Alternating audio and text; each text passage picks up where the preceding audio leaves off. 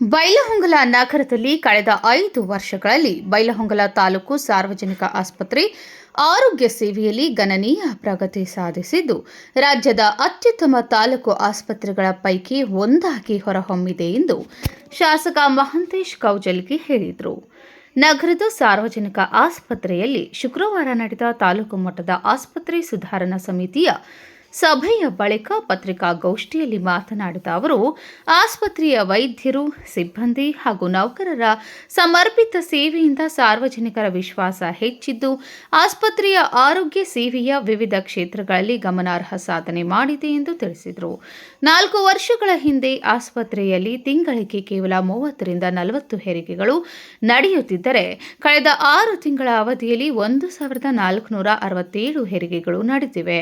ಇದೇ ರೀತಿ ದಿನನಿತ್ಯದ ಹೊರ ರೋಗಿಗಳ ಸಂಖ್ಯೆ 100 ರಿಂದ 150ರಷ್ಟಿದ್ದರೆ, ಈಗ ಅದು 800 ರಿಂದ 900ಕ್ಕೆ ಏರಿಕೆಯಾಗಿದೆ. ಈ ತಿಂಗಳಿನಲ್ಲಿ ಒಳ ರೋಗಿಗಳ ಸಂಖ್ಯೆ 1143ಕ್ಕೆ ತಲುಪಿರುವುದು ಆಸ್ಪತ್ರೆಯ ಮೇಲಿನ ಜನರ ವಿಶ್ವಾಸವನ್ನು ತೋರಿಸುತ್ತದೆ ಎಂದು ಹೇಳಿದರು. 100 ಹಾಸಿಗೆಗಳ ತಾಯಿ ಮತ್ತು ಮಗು ಆಸ್ಪತ್ರೆಯ ಅತ್ಯುತ್ತಮ ರೀತಿಯಲ್ಲಿ ಕಾರ್ಯನಿರ್ವಹಿಸುತ್ತಿದ್ದು, ಇದೀಗ 50 ಹಾಸಿಗೆಗಳ ಐಸಿಯು ಆಸ್ಪತ್ರೆ ಕಟ್ಟಡ ಕಾಮಗಾರಿಯು ಪುನರಾರಂಭಗೊಂಡಿದೆ. ಹಿಂದೆ ಆಸ್ಪತ್ರೆಯಲ್ಲಿ ಡಯಾಲಿಸಿಸ್ ಸೇವೆಯೇ ಇರಲಿಲ್ಲ. ಆದರೆ ಈಗ ಪ್ರತಿದಿನ 41ಕ್ಕೂ ಹೆಚ್ಚು ರೋಗಿಗಳು ಡಯಾಲಿಸಿಸ್ ಚಿಕಿತ್ಸೆ ಪಡೆದು ಪ್ರಯೋಜನ ಪಡೆಯುತ್ತಿದ್ದಾರೆ ಎಂದು ತಿಳಿಸಿದರು.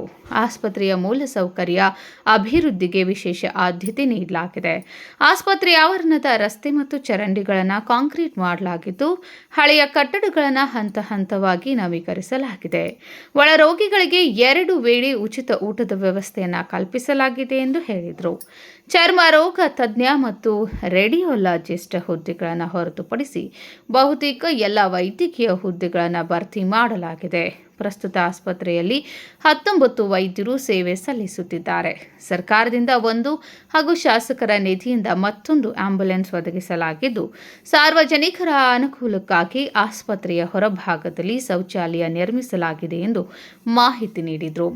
ಆಸ್ಪತ್ರೆಯಲ್ಲಿ ಸ್ವಸಹಾಯ ಸಂಘದ ಮಹಿಳೆಯರ ಮೂಲಕ ಕ್ಯಾಂಟೀನ್ ಆರಂಭಿಸಲು ಅನುಮೋದನೆ ದೊರೆತಿದ್ದು, ಸರ್ಕಾರದಿಂದ 15 ಲಕ್ಷ ಅನುದಾನ ಬಿಡುಗಡೆಯಾಗಿದೆ. ಮುಂದಿನ 3 ತಿಂಗಳೊಳಗೆ ಕ್ಯಾಂಟೀನ್ ಕಾರ್ಯಾರಂಭವಾಗಲಿದೆ ಎಂದು ಹೇಳಿದರು. ಆಸ್ಪತ್ರೆಯ ಸುತ್ತಮುತ್ತ ಕಾಂಪೌಂಡ್ ನಿರ್ಮಾಣ ಹಾಗೂ ಸಿಬ್ಬಂದಿ ವಸತಿ ಗೃಹಗಳ ನಿರ್ಮಾಣಕ್ಕಾಗಿ ₹5 ಕೋಟಿ ಮೊತ್ತದ ಪ್ರಸ್ತಾವನೆಯನ್ನು ಸರ್ಕಾರಕ್ಕೆ ಸಲ್ಲಿಸಲಾಗಿದ್ದು, ಅದು ಮಂಜೂರಾತಿ ಹಂತದಲ್ಲಿದೆ ಎಂದು ತಿಳಿಸಿದರು.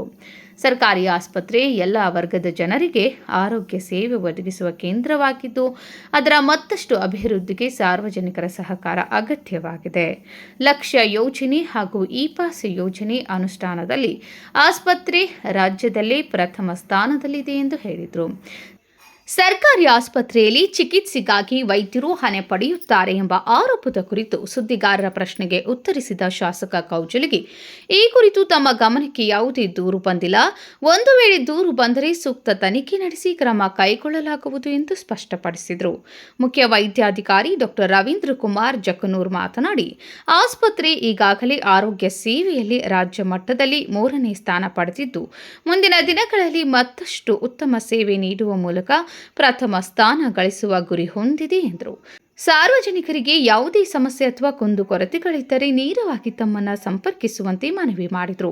ಪತ್ರಿಕಾಗೋಷ್ಠಿಯಲ್ಲಿ ತಹಸೀಲ್ದಾರ್ ಸದಾಶಿವ ಮಕ್ಕೋಜಿ, ತಾಲೂಕು ಆರೋಗ್ಯಾಧಿಕಾರಿ ಡಾ. ಸಂಜಯ್ ಸಿದ್ದನ್ನವರ್, ಗ್ಯಾರಂಟಿ ಯೋಜನೆಗಳ ಅನುಷ್ಠಾನ ಸಮಿತಿ ಅಧ್ಯಕ್ಷ ಡಾ. ಮಹಾಂತೇಶ್ ಕಳ್ಳಿಬಡ್ಡಿ, ರಾಜು ಜನ್ಮಟ್ಟಿ ಸೇರಿದಂತೆ ಹಲವರು ಉಪಸ್ಥಿತರಿದ್ದರು.